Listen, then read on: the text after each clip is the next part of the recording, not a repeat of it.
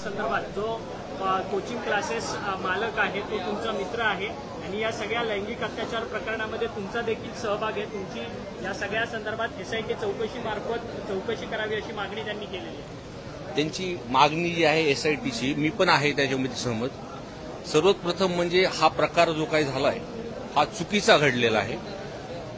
2 दिवसाआधी विजय पवार सर आणि त्यांचं ते कठोर करून ह्यांना अटक सुरू झाली आणि ज्या दिवशी ह्यांच्यावरती गुन्हा दाखल झाला त्याच्या दुसऱ्या दिवशी त्यांना पोलिसांनी अटक केली।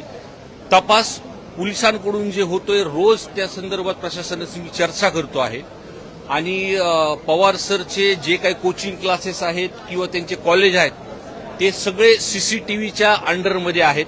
सगळे CCTV फुटेज पोलिसांनी ताब्यात घेतलेले आहेत। आम्ही फक्त प्रशासनाने बोलताना रोज विचारतो की तपास योग्य दिशेने आहेत। मी त्यांना हेही बोललो SP साहेबांना, ते जरी माझ्या जवळचे जरी असले तर तुम्ही कारवाई करायला आणि ऍक्शन घ्यायला मागे पुढे बघू नका। परंतु तुमच्या कॉल रेकॉर्डची तपासणीची मागणी जी आहे ती अंजली दमानिया आणि त्याचसोबतच धनंजय मुंडे यांच्याकडनं केली जाते, याला काय प्रत्युत्तर?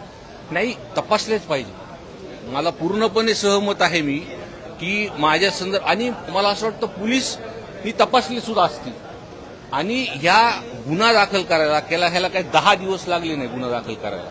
म्हणजे मी जरी आमदार असलो आणि ते माझ्या जवळचे असले तरी ज्या क्षणी पीडितांनी या संदर्भातली तक्रार SPला केली त्याच दिवशी त्याचा गुन्हा दाखल झालेला। तुमच्यासारखे 150 दिवस मी गायब नव्हतो झालो कुठं।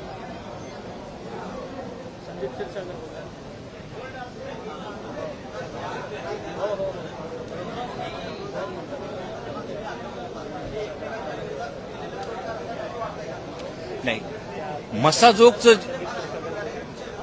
काय साहजिक आहे, त्यांची बाईट बघितल्यानंतर तुम्हाला वाटत असेल त्यांचं मंत्रीपद गेल्यामुळे त्यांना कुठं ना कुठं अजून सुद्धा दुःख आहे तसं। आणि एखादा गुन्हा झाला आणि मला असं वाटतं फक्त त्यांनी या गुन्ह्यातच जसं बोलतात येते तसं मसाजोगच्या प्रकरणात सुद्धा त्यांनी अग्रेसिव्ह भूमिका घेतली पाहिजे होती। आम्ही तर म्हणतोय तपास करा। आणि सर्वात महत्वाची गोष्टी म्हणजे मी विरोधी बाकावरचा आमदार आहे आणि बीड जिल्ह्याचे पालकमंत्री हे अजितदादा आहेत आणि त्यांना त्यांच्यावरती विश्वास पाहिजे। ते तिकडचे पालकमंत्री आहेत आणि दादाचा जो स्वभाव आहे, एखादी गोष्ट ही जर चुकीची झाली असेल तर ते बिलकुल त्याच्यामध्ये मागे पुढे बघणार नाही, त्याच्यामध्ये ऍक्शनच होणार आहे। आणि या संदर्भात म्हणजे मी अजितदादांना सुद्धा या संदर्भातलं पत्र देणार आहे आणि आपले गृहमंत्री फडणवीस साहेबांना सुद्धा की ह्याच्यामध्ये दूध का दूध आणि पाणी का पाणी जे काही पोलीस प्रशासन तिथं काम करतंय आणि त्यांचं काम बघून असं वाटतं की ते शोध व्यवस्थितपणे कोणत्या दुसऱ्याच दिवशी त्यांना अटक करून पूर्ण ते शोध घेतात।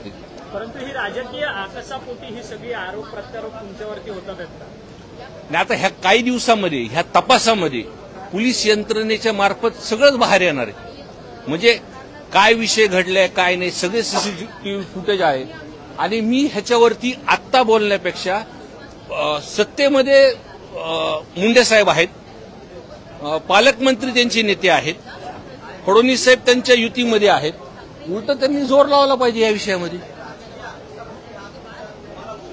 टार्गेट केलं जातं 100%। मसाजोगच्या प्रकरणामध्ये जे काही मुंडे साहेब बोलले की 150 दिवस त्यांना बाहेर राहावं लागलं किंवा त्यांना जे दुःख आहे त्यांचं मंत्रीपद गेल्याचं, त्यांना त्या प्रकरणाबद्दल ते वाईट त्यांना ते वाटत नाही, पण त्यांना दुःख फक्त मंत्रीपद गेल्यामुळे आहे। आणि या प्रकरणात सुद्धा ते सत्तेमध्ये आहेत आणि त्यांनी त्यांच्या नेत्यावरती विश्वास ठेवला पाहिजे।